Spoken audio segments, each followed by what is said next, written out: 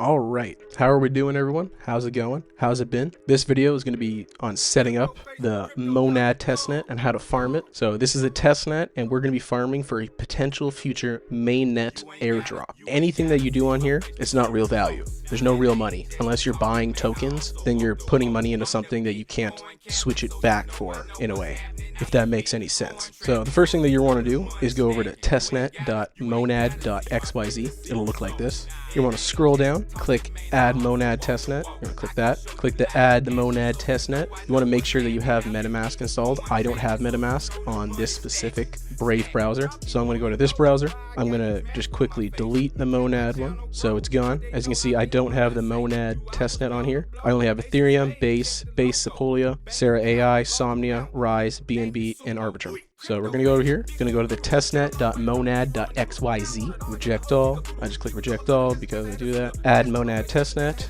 click add. It's going to appear. We'll click approve, switch back to MetaMask to ensure, yes, it's been added. And from there, you can now add your funds. Adding funds, you can either get it from the faucet here. This faucet doesn't always work. It's not the best. It's not the most reliable. So we're going to see if it's working at the moment. So we have 10.39 monad. I'm going to copy our address. We're going to paste it there, verify that I'm a human, click this. The faucet is currently closed. Okay, yeah. So this has been happening for months now. Since the monad testnet has been out since, I believe, early February. If anything, it might have been early January. They just keep shutting down the faucet. Sometimes it doesn't work. Sometimes it gives you errors that doesn't make any sense. It'll say that you've already claimed when you haven't claimed at all. So if you have this problem, you want to go over to memebridge.xyz/gas.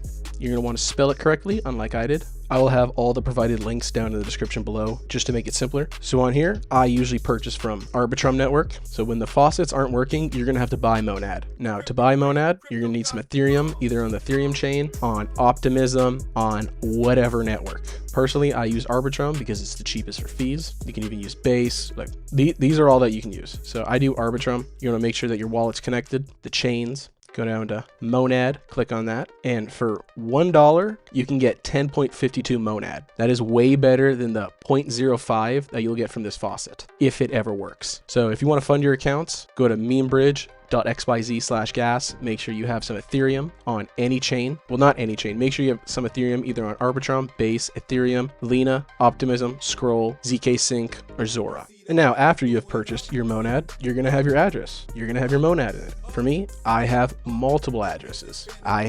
Some would say I have too many addresses. I have them blanked out right now just so I don't get doxxed. But I have about 115 addresses on Monad. This is how I keep track of it for all my protocols. My addresses are along the side here. I check them off each time I use the protocol. Some I've only used once, some I've used twice, some 4 times. But now that you have your monad on your testnet, you're going to want to start making some transactions to participate in the testnet activity. Now you can't just do like 5 or 6 transactions and you go, whoopee, I'm going to get an airdrop. No, you got to be consistent. You got to meet some qualifications, some criteria. And the worst part is people don't know the criteria until the airdrop is released, because that's when the protocols or networks then release their criteria, such as Optimism. Don't even see it here. But yeah, when they went from testnet to mainnet, the only qualifications or criteria that you needed to do was you have just needed to bridge some Ethereum to the Arbitrum network. Or sorry, Optimism. Actually, I'm getting myself confused. I don't even know if it was the Optimism or Arbitrum. I'm pretty sure it was the Optimism airdrop, but as long as you just bridge some Ethereum to the network, then you qualified. That's all that it was. But now, because we're farther in with a lot more airdrops, there's more criteria. You got to meet volume standards now. You got to meet transaction numbers, a certain amount, protocol interactions, smart contract interactions, unique days. There's lots of things. So there's no set in stone, no guarantee that you're going to get an airdrop. But if you're consistent and you're just going with it and you don't give up, then there's a high chance that you're going to get a nice airdrop. So for my daily tasks, I'm going to go through these 15 addresses. I do the other 100 throughout the week. Now I do 15 daily just because those daily addresses, they have a lot of transactions. There's a higher chance they are going to get an airdrop. I have the other 100 ones because I do less transactions on there, but because I have a lot more addresses, there's a higher chance that I'm going to get an airdrop on at least 1 or 2 of them. And my hopes at the moment would be a minimum of $50 per address, and that would put me at $7,550 in profit. Even though I have purchased a little bit of Monad, I've spent about $100 or so. So I'm about $100 in the red at the moment, but it's a testnet. And when the mainnet happens with testnet, those drops can be big. So I'm going to show you how quick and easy it is to run through these tasks. Now, the way I'm doing it at the moment is not how you're going to want to do it if you're farming multiple addresses. I'm just going to quickly run through the same protocol on all addresses. You don't really want to do this. You can if you want. Just make sure you're using different value amounts. Don't just do 0.01 or 0.1 monad for all addresses and then do them all back to back. It's going to be very suspicious. You're going to look like a bot, probably going to get marked. So I'm going to do it across this one protocol. I'm going to be using different value amounts each time. So it looks like it's a different person. It's not a bot switching and switching and switching. And here we are. We're on our first protocol we're going to use, or our first and only protocol we're going to use for the task today on these addresses. So I'm going to click login, do my MetaMask, my EV permissions. I'm going to enable all my addresses because I'm going to run through all of them. I'm going to go to swap. I'm just going to do a quick swap. I'm not going to do the pool. You can do a pool, but the loading takes a bit longer.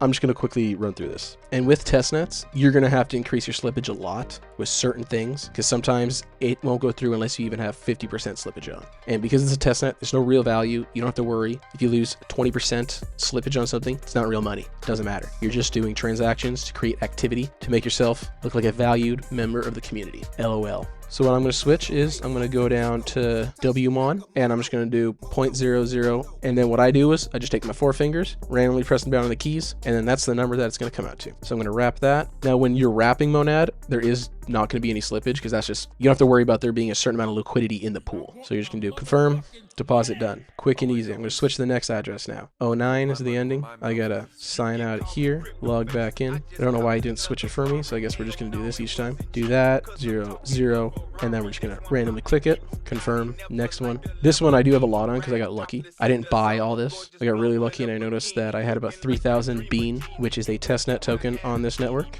And I looked at the conversion rate and I was like, God damn, that is a lot. Just realized I did not switch addresses yet, so I'm going to switch that now. This one I'm just going to swap 10 monad. I don't care. For most testnets, you don't really need to add volume, and I don't believe you need to worry about volume on monads specifically because the faucets haven't been working at all. So it's kind of hard for people to even get funds. So if they want volume to be one of the criteria, then a lot of people are not meeting that criteria because they could not get any monad in the first place. Do you know what I mean? So this one we're just going to do 0.1. Do that. And now that is the end of my MetaMask ones. Now you can also, I'm gonna put my password in. You can also do the testnet using Phantom. So I have my Phantom address. We're gonna disconnect this. Click Phantom. I gotta reload the page for some reason. It's not acknowledging that my Phantom is here. There we go. EV. Now it's connected. We're gonna do the same thing. I gotta switch the testnet first. That's something with the Phantom wallet I notice. It always asks you to switch to the Monad network even though you're connected with it.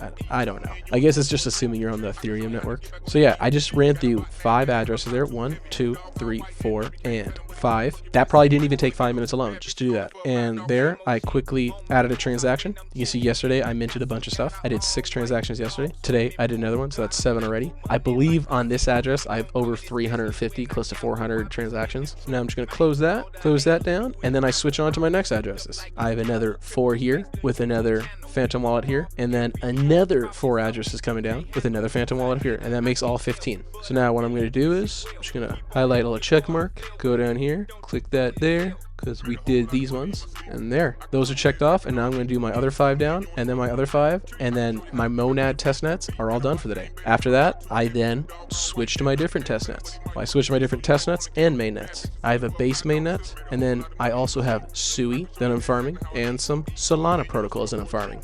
So I'm going to be putting out more videos like this each day. I'm going to make them each simplified. Each step, if anything, I can put out an individual video just for those, just so people know how to do it, how to properly fund your address, how to set up multiple addresses if need be. Whatever you guys want, leave the questions in the comments below. I'll make sure to answer them. If I don't answer them, there'll probably be a video on them. So have fun, enjoy the farming, and don't get too out of hand with it, all right?